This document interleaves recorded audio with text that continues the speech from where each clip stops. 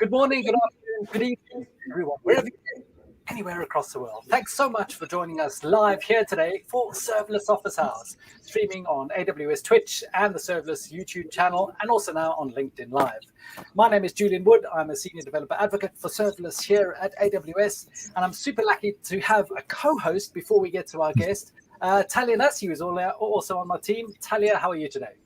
I'm great, Julian. Thanks for letting me crash the party today. Absolutely. I said last week, Talia and I were together, and I said, are we doing Amazon EventBridge? And Talia was like, I'm having some of that. I'm having some of that. So there was no chance of keeping Talia away. So super cool to have her here. But yeah, also super cool also to have Dave Boyne. And it's EventBridge week, and of course we need to have Dave Boyne on sometime. He's self-defined as an architect, engineering leader, open source serverless developer. But that's my interpretation. Dave, welcome to Serverless Office Hours. How are you? Yeah, awesome. Yeah, great to be here. Thanks, Julian. How are you? No, I'm excellent. Dave, with his far better English accent than mine, lives in Cambridge, so I'm in London. He's sort of northwest of me. So yeah, Dave, tell us about yourself. Whenever we hear about things with EventBridge, your name obviously pops up. We've been creating some cool tools, which I know we're going to get to. But yeah, who's Dave? And I think I did stick on this line, David, and that's just Dave beforehand said that's what his mum tells him, and I said, well, that's when he's in trouble. So yeah, we'll call you Dave. Yeah, thanks, appreciate it. So who am I? Yeah, that's a good question. So yeah, I live in the UK, near Cambridge. I got two boys. Keep me young, keep me on my toes, young boys. And also, yeah, I kind of dabble in code and stuff like that. Been doing that for the last, I don't know, it's definitely a decade, feels maybe a bit more. Started off doing a lot of Flash stuff. This is going back now, Flash code on like these gadget things that you used to put in your households that used to tell your energy consumption. And then Steve Jobs come out and said Flash is dead, which was like my career was over before it started. And then I just went into JavaScript, went into front-end development, and then things went on from there. So spent a lot of time in large organizations doing introducing like React when that came out years ago, but scaling that to hundreds of people with various different internal tooling and inner sourcing models and various different things. And then from that, started like architecting distributed systems, and then left all that to join a startup, and then got into leading a team, and then building serverless stuff, right, with AWS. And that's kind of when, this was about 2 years ago, when I was getting introduced into the AWS stuff and with hands-on experience. And then about 18 months ago, started doing a lot of EventBridge work, and literally from the start, from writing your first event all the way to various different events and different targets and things like that. And then started doing a lot of open source work around EventBridge because I fell in love with it. I don't know why, just something happened. And then a lot of my work seemed to resonate with a few people. And then I got offered the opportunity to do open source stuff full time, which I said yes to. So that's what I do now. So I work for Postman Open Technologies on the ACE. If you've not heard about it, the ACE and KPI specification. Want to go check that out. That's it in a whirlwind. So at the moment, open source full time, writing tools, reading stuff, talking to communities and things like that. So it's pretty fun. Great. Thanks for the intro. Just two things I wanted to pick up on was, you said 18 months ago you sort of started working with EventBridge. Well, was there a reason for that, or what made you sort of get into EventBridge in the first place? I think so at the time we we had people on the team that wanted to use SNS and SQS. So it's kind of like the learning curve for all that, and firing off events and trying to get the benefits of the event architecture within the serverless domain. And then I think EventBridge just came out, or it was fairly new. And it was kind of like, well, why is this, to me anyway, at the time, I was like, why is this stuff so complicated? Can't we just fire an event and consume something downstream? And EventBridge was like, hey, we're here. And I was like, cool. So that was it. We tried one event, which was like you're equivalent to an item created event or an order created event, and then send an email to a customer or something like that. So this is how we started, and I know how a lot of other event-driven systems start, which is start with one event and then fan out from there. But I think the key was to get the benefits of the event architecture, the asynchronous architecture, which is things like the decoupled systems, and try and architect and build our things in a way that can scale with the organization as it grows, not just couple everything together. Perfect. I think there's lots we're going to get into there, and I know Talia's burning with some questions as well. But I do just want to talk about last week quickly and get up to date, because I'm excited about events too, and we're gonna get to that as well. Last week we had a super awesome show. We had Brice Pele, who was talking all about AWS AppSync, and this was a really fantastic episode. All talking literally from the basics of AppSync, and then going on to a whole raft of new features that they've been releasing sort of through reInvent and in January as well. So yeah, Brice really had a good way to explain AppSync, and I loved this whole explanation of talking about the difference between REST APIs and GraphQL APIs. So yeah, catch that on the YouTube channel, on Serverless Land YouTube. Well worth taking a look.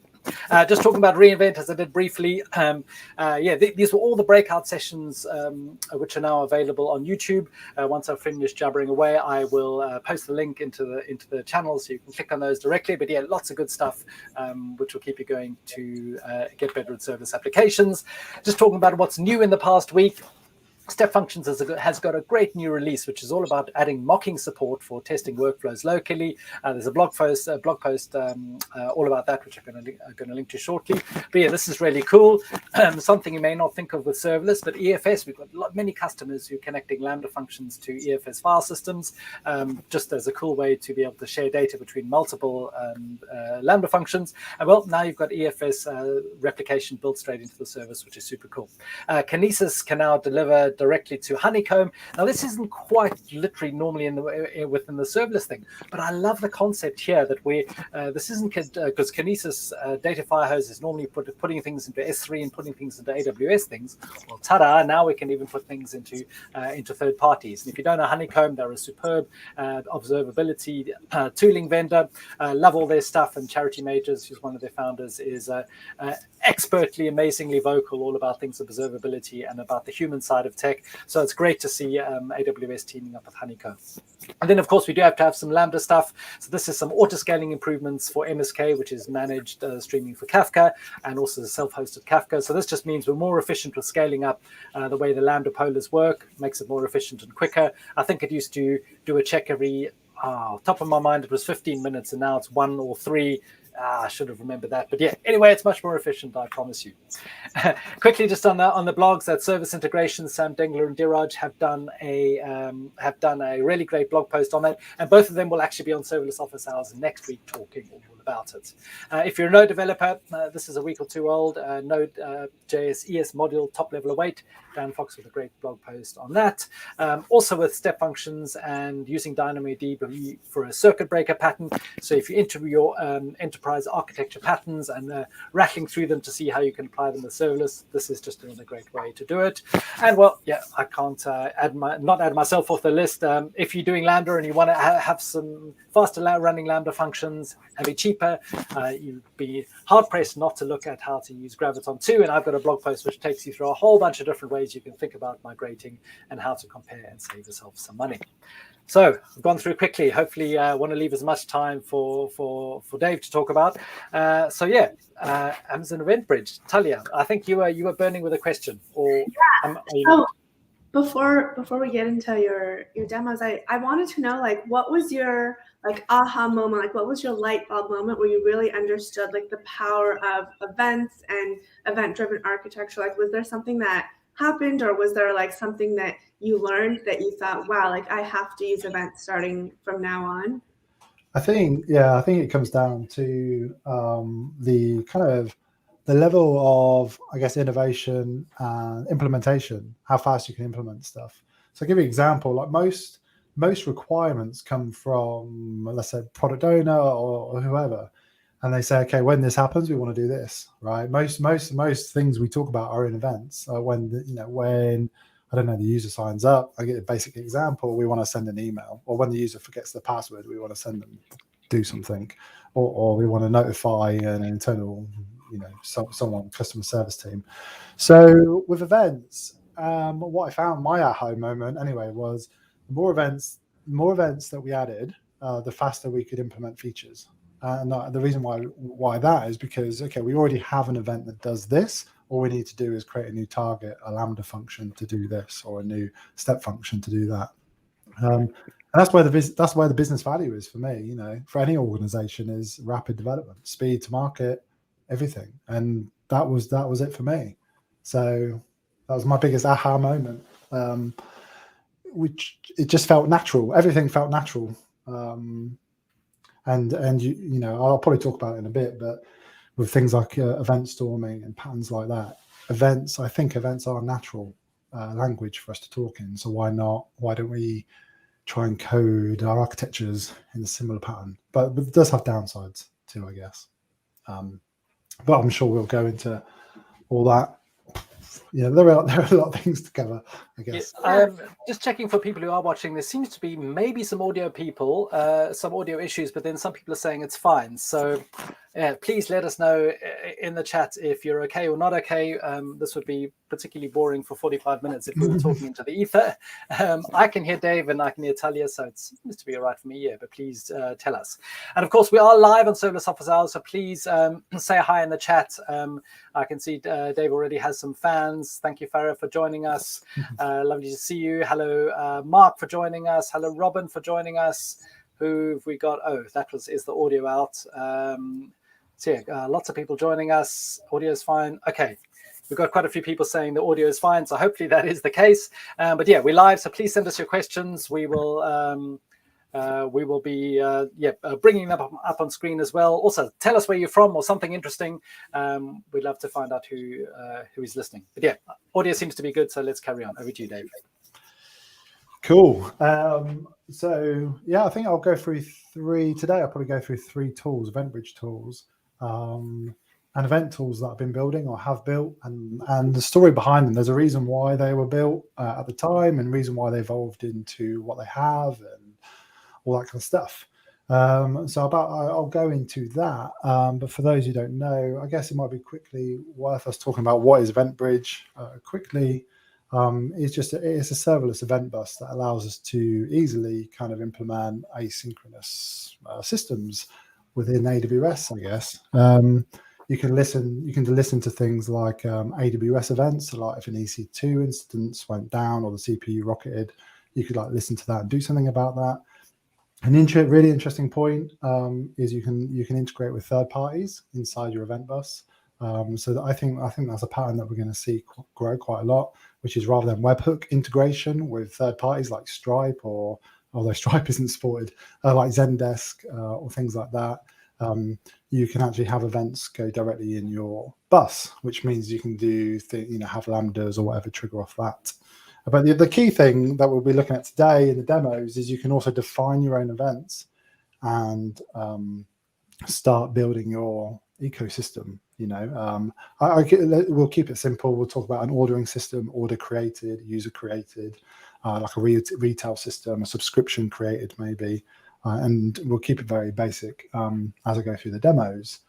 But should I start with demo one? Yeah, just before we go into one, how would you sort of get people to make that first jump into events when people are maybe using an API and they're used to building applications via, it doesn't have to be API gateway, but could be, or even I sort of can joke and blame Jeff Bezos because he's not exactly our entire boss, when he had this edict that everything inside Amazon had to be behind an API. And that was great, and that was true for a while, but things have evolved. So people who have taken on wise Jeff's good advice and put everything behind an API, what's the benefit then of events, or are they events, or how do you think about that? It's a good question. So most things, I don't know, most things can probably be done, well, it depends on the scale of things, but with the synchronous or the asynchronous stuff. But I think you start getting the benefits with the asynchronous stuff when you want to do things, for example, like in parallel. So how would you get started? So again, with a basic example of if someone created an order and you wanted to send and you had multiple people interested in that order created event. You can have multiple subscribers or targets off EventBridge to listen to that. How you get started, going back to your question, I'm going to talk about it a lot, actually. I'll reference it a lot, but event storming in general with event architectures is a brilliant process to get everyone in the room, not just developers, but product owners, everyone, business domain, everyone in the company, basically, to map a process in events. Because you start talking about that story, that linear story. So when the user does this happens, and this happens, and this happens, and this happens, and you kind of go through that process. And I think going back, I didn't start that way. I learned that kind of later on, but I would recommend now starting that way for any system, for any new system or current system, just to highlight the events. I think the key is I think what I'm learning is the key is like event first thinking, rather than think about your events later. Try and think about your events up front. Try and think about maybe the payloads or who's going to consume that or produce that. But yeah, hopefully that answered it. But I personally would start there. I would start actually a step first and just think about events, think about your application, and then once you've mapped something out, you can always start with one core bit of that and try raise an event and get rid of the synchronous chains that you might have in your applications. But it's hard about concrete examples, but yeah, that's where I would start. And just off of that, is the event storming that you do, is that based on the tech or your business? The event storming is on the business, yeah, for sure. So like, let's say we were building Just Eat or building a food ordering system, and there were 3 of us on this call building it. So where would we start? We'd start on a whiteboard. We start with an event. Okay, so user orders food. So they got a menu on a UI maybe, or on a phone, and they click on the button. What happens when they click the button? Okay, the item is added to their cart or whatever. That's an event. We capture that event, and then the events, and then what happens after that? They might purchase. Okay, so what's happening now? They enter the card details, and they've just purchased as a purchase event. Okay, what happens now? The restaurant needs to know about this order. So so we send that event somewhere else, and then they accept the order. So there's an order accepted event. But the key is it's not technology focused; it's more business domain focused with the events. And then once you understand the domain, you can and the bound. It goes into like domain driven design stuff. But once you understand that and the bounded context and things like that, it becomes a lot easier to implement. I think your events, your architecture. And these are all things that like the customer does. So like the customer hits a menu button or the customer places an order. It's like all based off of like the user and their actions, right? Exactly, yeah. And then what would happen in the discussion with us 3, just on the call, or 20 people, is we would discuss what's important. What is that event? What do you mean when the user clicked on the button or the menu? What is that? Is that an event that we want to capture? Is that something we're interested in? If it's not, we might not document it as an event. But if it is, then and I'm going to talk about this a lot actually, but where's the origin of the event? What's the context of the event? Why is the event created? And all this stuff that like things like EventBridge kind of allow us to document, but also don't. And that's that's kind of a good sideline into the first tool, actually. That's why the first tool was created. Yeah. Cool, thanks. What's the first tool? Yeah, get into that. Okay. So let me share my screen. Cool. So you can see my screen, okay? Can you? No. Ooh, let me edit. There we go. We have the screen.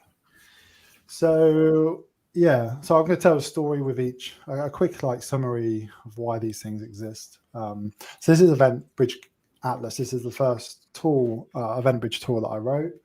And the key here is about event discovery and what we just discussed, which is I believe that our events aren't just payloads, aren't just data, but events are actually they're actual kind of entities.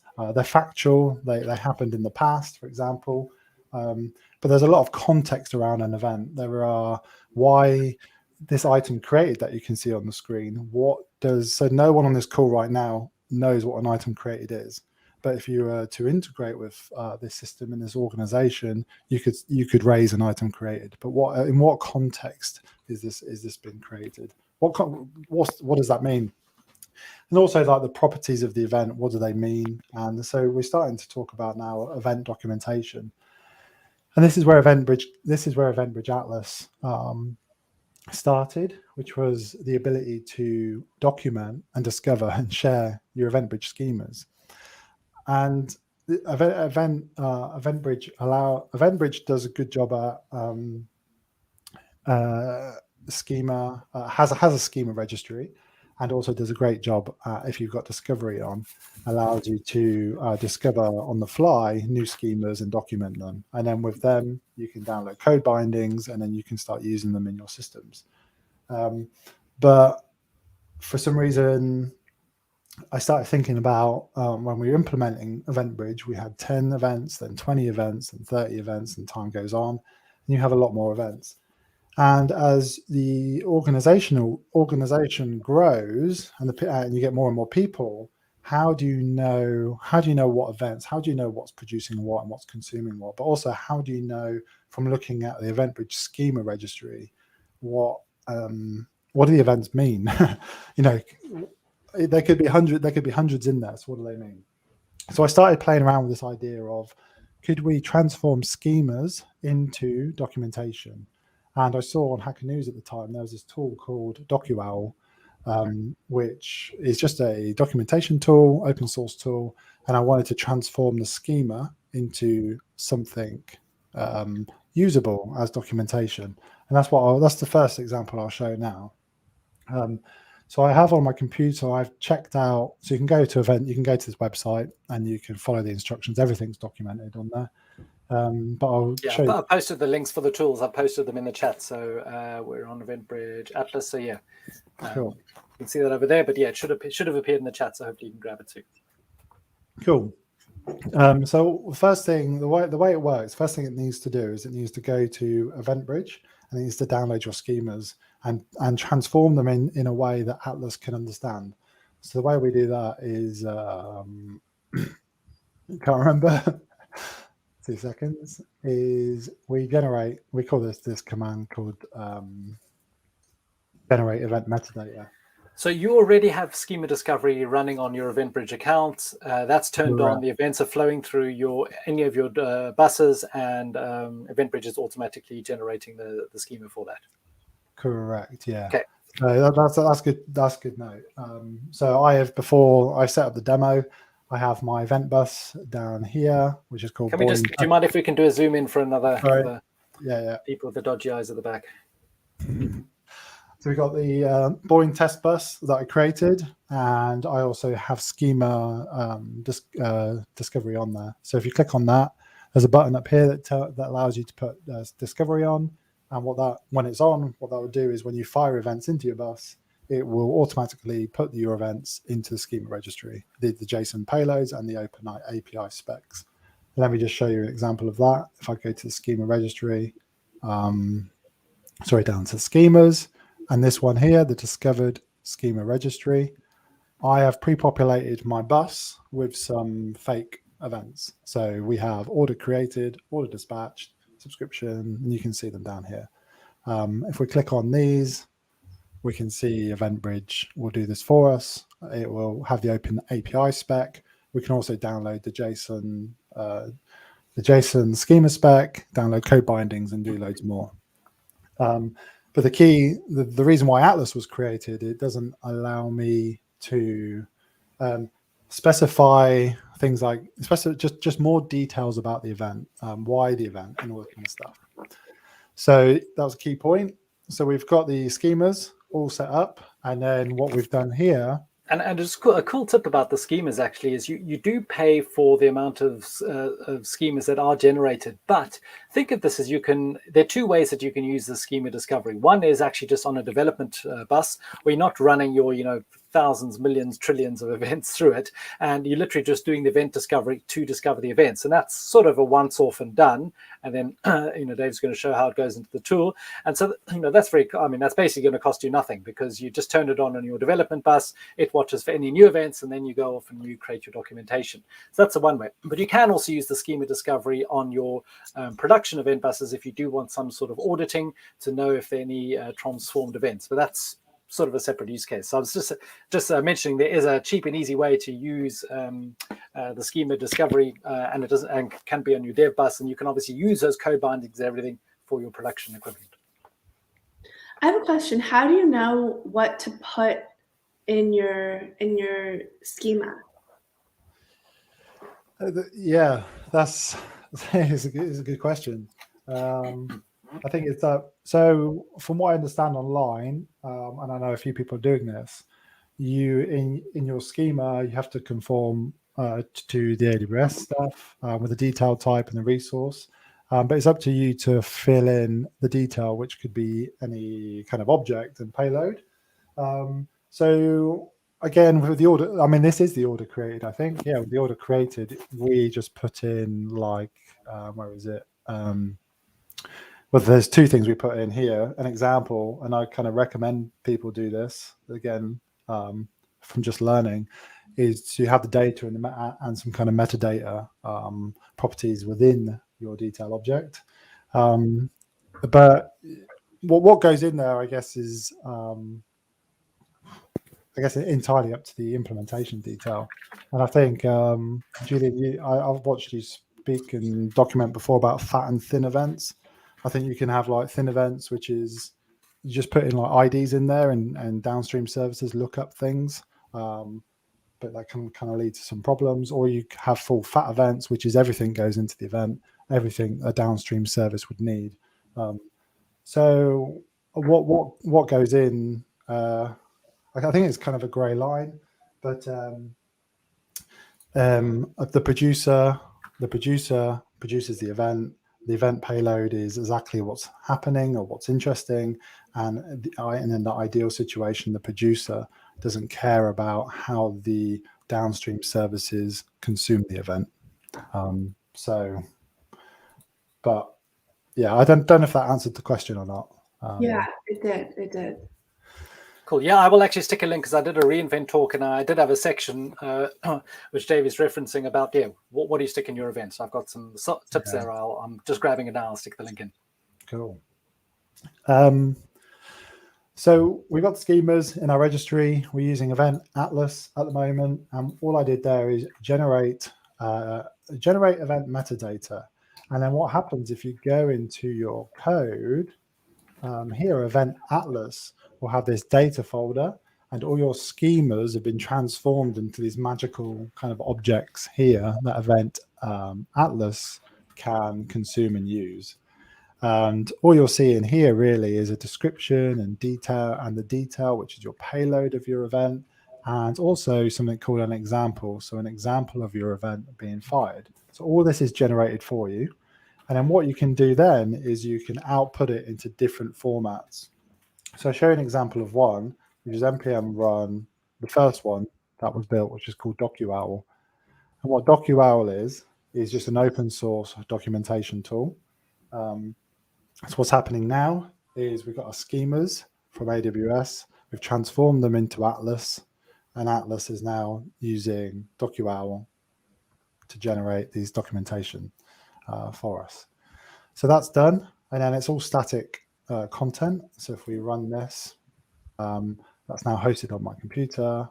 And then if we go back to here, you can see that all my events are now documented in a web app, in something that we can host anywhere we want. So order created. Dave, can we just zoom in a bit? I can see it, but let's just. Sorry. Don't want to miss the goodies. Yeah. So you see here, order created. And then we can also start defining some details around this event. On the right here, we got the event example. So we just saw that. I'll go back to that in a second. And then down here, we scroll down, we got the schema. So this is where the idea of Atlas come from, which was the ability for people just to come to a page like this and be able to discover events within your event bus using your schema registry. Now, the interesting part that I wanted to try was, could we add more context to our events? So if I just go back, sorry, I'm flicking around. Here, we can say, okay, the amount. So let's give an example of an amount. Let's say it's 200 because it's a string. And what does amount mean to an order created? Let's just say this is the amount in cents, for example. And if we scroll down in our order created JSON file, we can see here's the example that was put out into the UI. So if we go back and we just generate that, we can then see the documentation has been updated, and we can start in theory, just the whole reason, adding more context to our events and trying to add that discovery. So if I just quickly run this again, go back to the client here, you can see that the amount is now documented, the amount in cents, and then not sure where the example went, but here's the example there of the payload. So yeah, the whole idea with Atlas, this is why Atlas was created, was the ability to document your schemas with more context. So going back to event storming, what happens in the event storming session is you might discover or document 10 or 20 or 30 events, but that context of why the event was created is lost, and you can use tools like Atlas to actually document the stuff. So this was all a proof of concept I shared and I built in public and shared it on Twitter, and it seemed to resonate with a lot of EventBridge users to actually, be just to get more context into your event documentation. And then I started to explore other outputs. So I won't run them on my machine, but they're hosted here on the examples page. You can also export an async API file.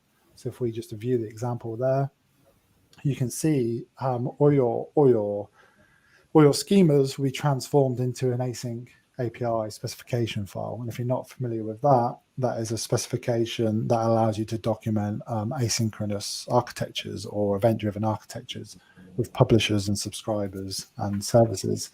But this is just the output. You can see some events down here. We can click on them. We can see the payloads and everything else. And then one other cool thing that I thought was cool at the time, was still pretty cool, I think, is this, which is it's a flow diagram of your events. So again, it takes your schemas and it also takes your targets and your rules and then tries to map it out into this flow diagram. So in the top right, we have the event bus source, which is, in this example, myapp.applications. And then we have the event source and we have the event. And with the event, we can view the schema, which is the JSON schema in this example there. I'm sorry, try and zoom in a bit. Or we can view the example. And that's kind of the general gist there, is just we see if we can, I'd say if there's a better example there, just somehow start to visualize our events and visualize our flow all through the schemas, all through the targets and the rules. It was just an experiment, really.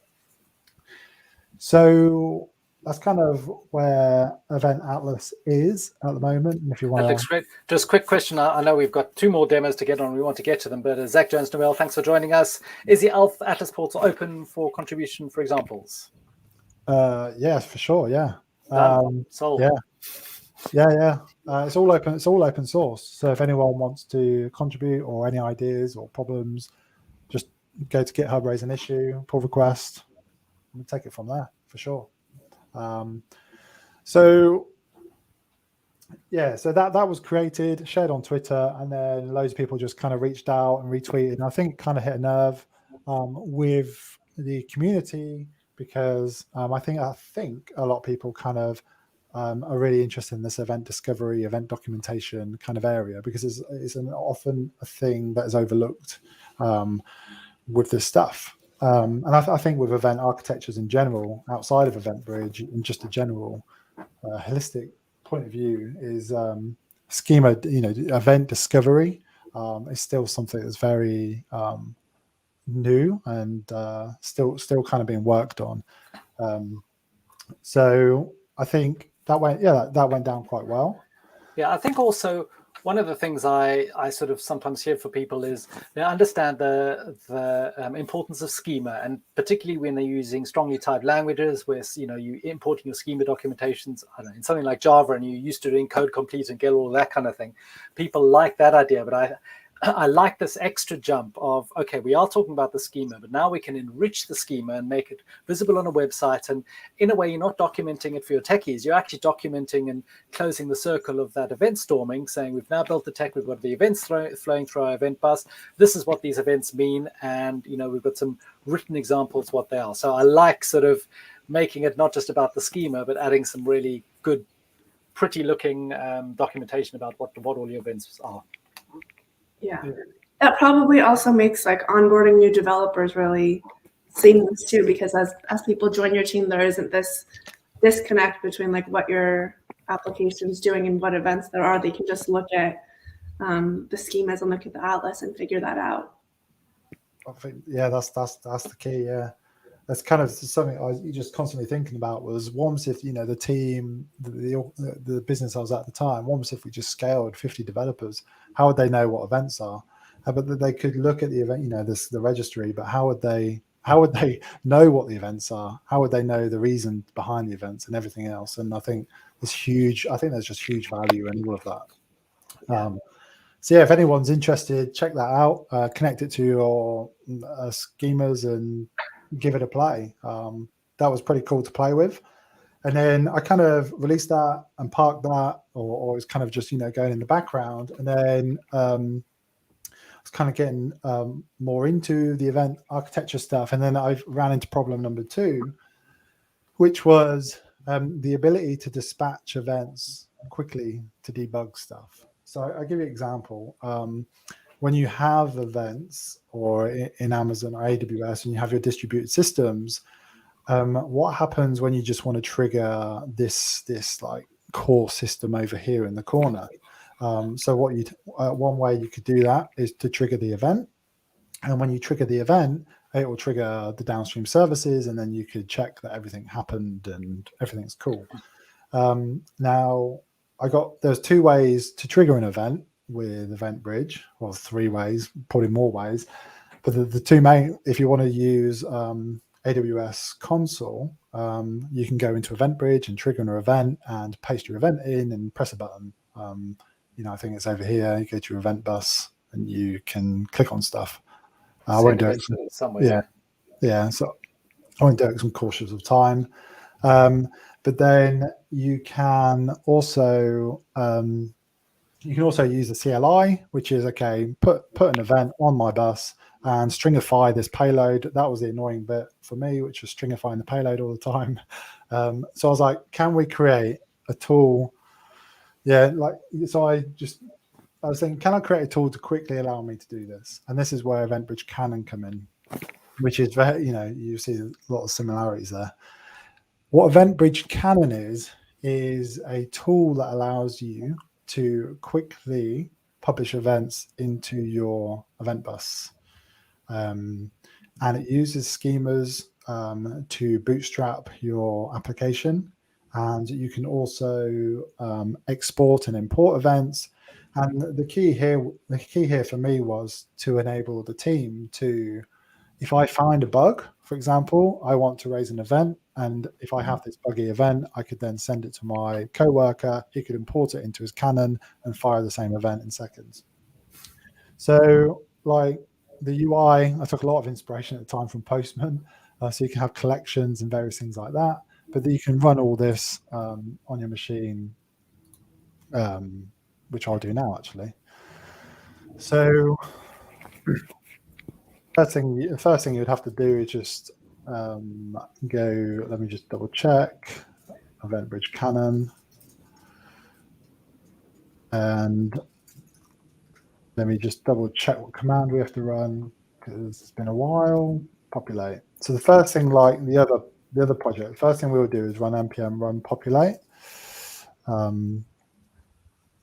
which will go to the schema registry, and it will fetch all our schemas, and it will convert them into something that the Canon can use. Now, if we run npm run dev, in the web browser, we will get a application that we can start using. Look.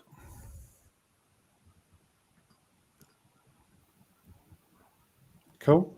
I'm zoomed in, so it might look a bit funky at times.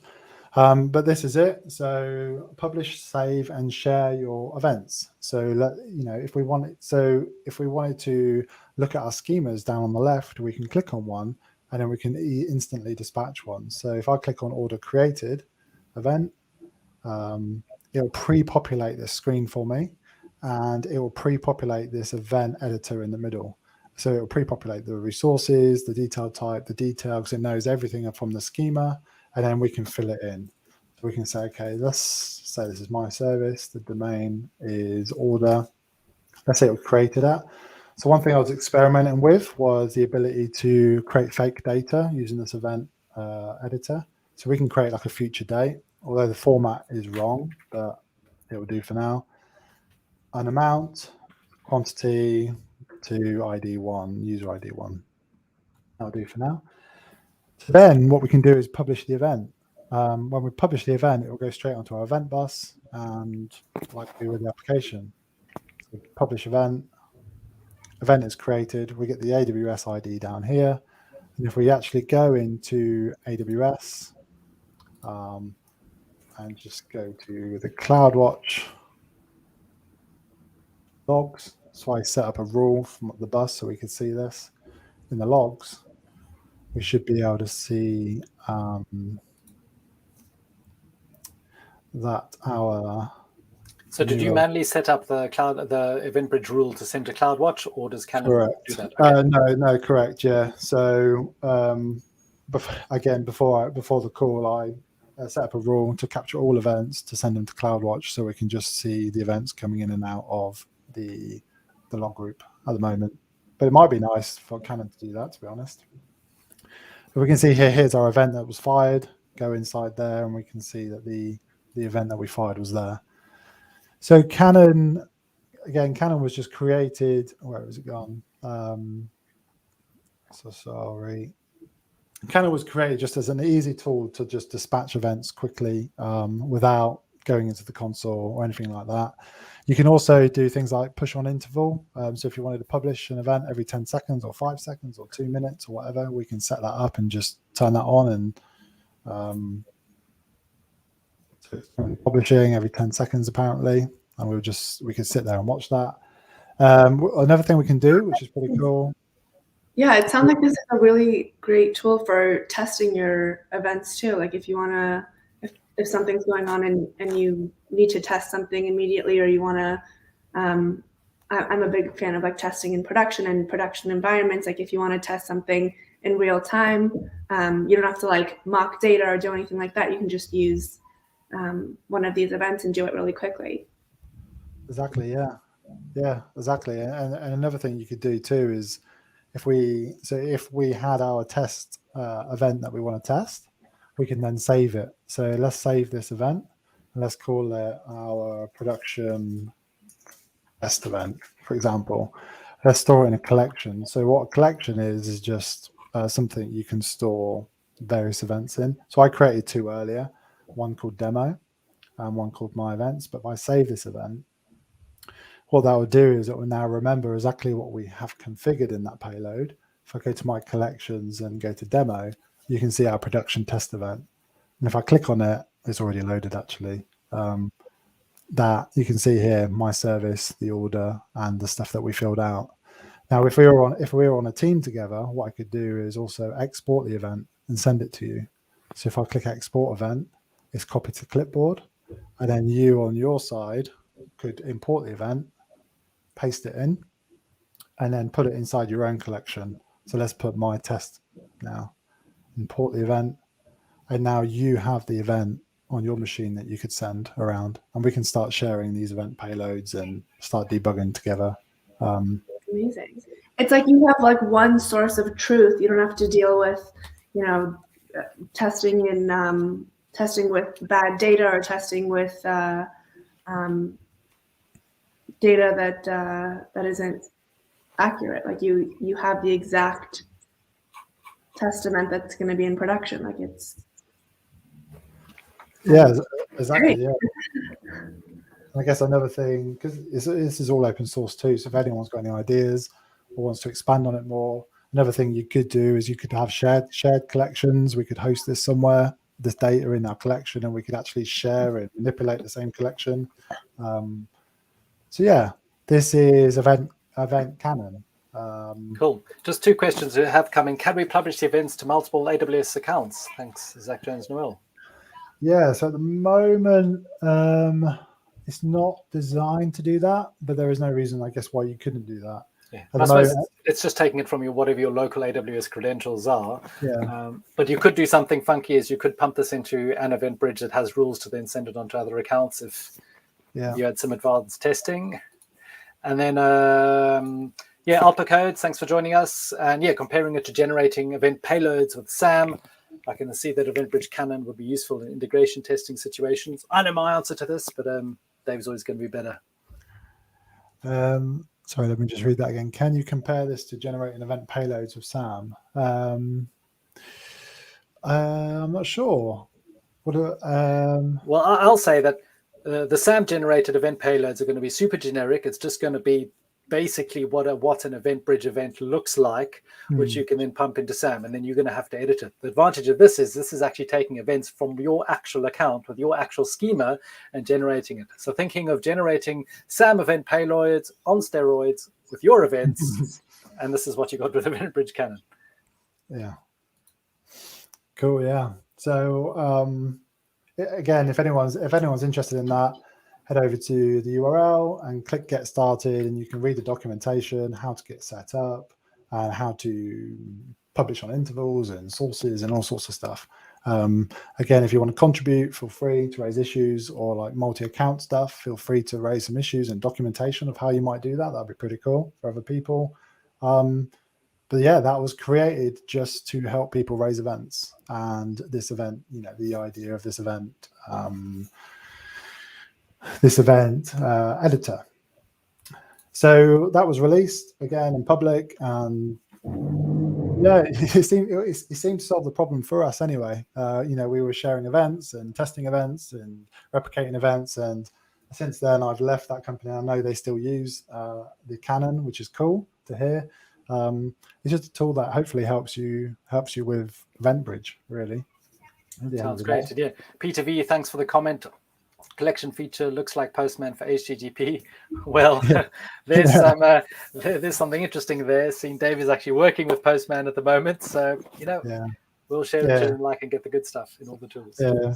So this was before I joined Postman, but I definitely took inspiration from Postman for sure. I had to kind of I had the tool open. I was like, okay, how can we do this for events? And that's where the collection idea come in. So we've got one to go. I want to give you enough time. So cool. I'm making good progress with time. So the last one is more recent. This was in December, and over time, so over the 18 months, the Canon and the Atlas was created. And there was something something at the back of my mind, which is still around going back to event documentation and everything else like that. And I still think there is a lot of things we can do there, and a lot of things we can do to help ourselves and engineers and people around us. So this is where EventCatalog comes in, and the way I describe this is it's inspired by Atlas actually, but it's kind of like taking it to the next level. And it's not tied into any technology. It's not tied into any schema. It's just a documentation tool that's designed for event architectures. And what I mean by that is, so what I started to think about was, okay, how for tools like Next.js, tools like Gatsby, or static site generations, why are they so popular? They're popular because of the developer experience, but they are popular because of the ease of use. And what is the ease of use? I'll give you an example of I started to think about. I just got consumed by the idea of what happens if we can give developers an experience of just creating markdown files to have an event catalog. A place where the events and services are documented, a place where they could share and statically host this thing and see graphs and 3D node graphs and all sorts of things. And it just started to consume me a bit. And then I started building stuff and sharing stuff. And then Twitter was just giving me feedback about, I think this is great. We really need this. And it's not just EventBridge, but this is a general bigger thing. So when I was thinking about EventCatalog, I was thinking, okay, can we create a tool, an open source tool that really helps us here? And I think it needs to do three things. One, it needs to plug in with our existing solutions, which I'll show you how it plugs in with EventBridge in a minute. But two, it needs to allow us to automatically generate documentation, but also add the context onto our documentation. Got some fans there. Thanks, Pong79. We appreciate the feedback. Yeah, that's cool. It's the way it works is just that. There are packages on there that allow you to bootstrap an event catalog and start using it. And now I'm cautious of time, so I'm going to quickly show you an example. So I'm going to show you a basic catalog first. This is the kind of catalog that you get out of the box. So let's just go and look at the code quickly.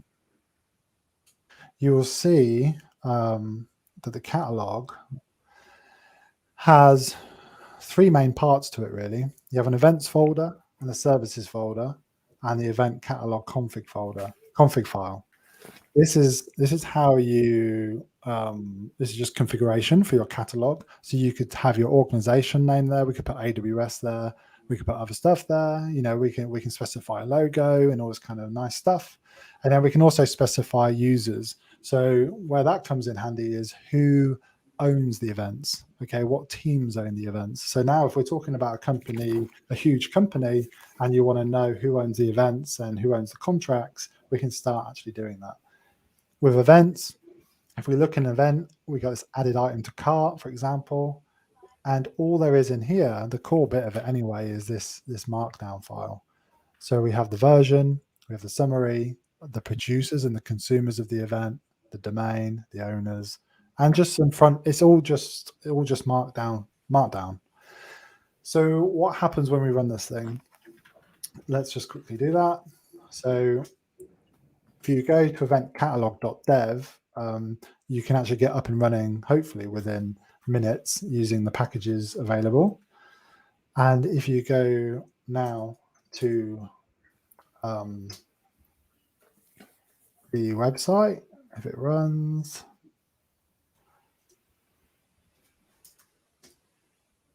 there we go. Well, okay, take a while. Cool. So then it gives you this, and this is a static website that we can start exploring events. If I click on this, we can see all our events. So think of a shopping cart here. This is where the idea come from. Can I quickly search for events? Can I filter events by all the services? Can I show the relationship between the producers and consumers of events? And it uses Mermaid to do that for us. So how is it working out the producers and consumers how's it working that out? Cool. So in the catalog file, so everything is driven by Markdown. So in the events themselves, you specify who the producers and consumers are. So it's not listening on your event bus and working out which rules are making this sense. This is documentation. Correct, but that leads me to the next bit. But yeah, you're right. So at the core of it is the documentation. And we can change everything around here. We could delete that. We can move everything around. We could add schema. We could add code examples to the page and all sorts of stuff. And it will render out on the screen documentation. So I'll click on this one. I think it takes a while to load. It just renders out this page for us. This the event schema, and it renders out the details, the documentation, and also another feature it does. It also allows event versioning, and that allows us to go back in time and look at documentation from a previous event. So if things have changed for whatever reason on that markdown file, then we can see that.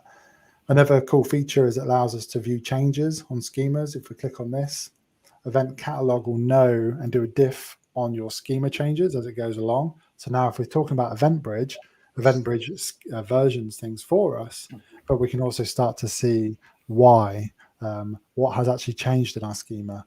And another interesting thing here, I'm kind of trying to blast through it because we've got a few minutes left, but another interesting thing, you can add things like change logs to your documentation here. It has other things like 3D node graphs, which allow you to see simulations of events within an architecture. So an example here is like an order service is publishing this order complete into a data lake. And then as soon as you start documenting with EventCatalog can understand how your services and events and everything else are connected. So there's that view. And if you go, I'll probably run out of time to show you, but if you go to the documentation and go to API, plugins, and then you can see Amazon EventBridge. So if you install the plugin, configure it in your catalog file, which looks something like this. You don't need the credentials if you've got it on your machine. Then it will pull down your schemas, pull down your targets and your rules, and it will generate documentation looking like this for you. It will pull your rules in a table for you with a click here to go to the metrics in AWS. You can download schemas directly in the catalog. You can view the schema in AWS console, but you also get this mermaid diagram of all the targets, the events, and rules. So yeah, check it out if you're into EventBridge and documentation. It's been great, and it's we've had some good. It's had some good. There's been some good feedback and contributions so far, and it's just getting started really. So head over to GitHub, check it out. There are a lot of things it can do, and it's only just begun really. So yeah. Well, Dave, thank you very much. It's a whistle stop tour. I'm very annoyed we have to stop. But I know also internally at AWS, the product managers in EventBridge obviously love EventBridge, as you do, are super impressed with all of this because it just makes events more consumable, more usable, more understandable, not just by the techies but by the business as well. We've got haven't had a chance to put all the comments up. We've got great comments from a whole bunch of people. Really how useful it is to remember choreography and orchestration. Another whole discussion. So yeah, sorry I can't get to all the other questions. We are running out of time. Talia, any last words from you? This was just so helpful to understand events and how EDA just comes together. So I'm definitely going to play with all of these tools. Thank you. This is so helpful. Cool, looks great. And just before we say goodbye, we do have serverless office hours up next week on step functions. Step functions in terms of visual stuff. They all do all the cool visual stuff.